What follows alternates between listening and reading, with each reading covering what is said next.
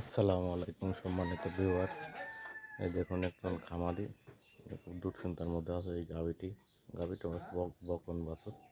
এটা হিটে আসে না। এটা হিটে আসার জন্য যে প্রক্রিয়া, সেই প্রক্রিয়া করার জন্য উনি আমার কাছে পরামর্শ চেয়েছেন এবং এজন্য দেখার জন্য অনুরোধ করছেন। দেখলাম বকনাটি কত দিনের মধ্যে হিটে আসবে বা আসতে পারে।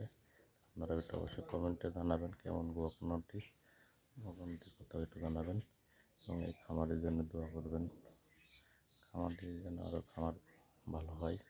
দেখেন সব প্রজাতির গরুই ওনার কাছে আছে। বেশ কয়েক প্রকারের গরু, তিন জাতের গরু এখানে আছে। আমার কাছে নিঃসন্দেহে খামারটি ভালো লাগছে। আপনাদের কাছে কেমন লাগছে অবশ্যই জানাবেন। দেখেন এইটা আছে শাহিওয়াল, এটা ফ্রিজিয়ানের খরচ, শাহিওয়ালের খরচ।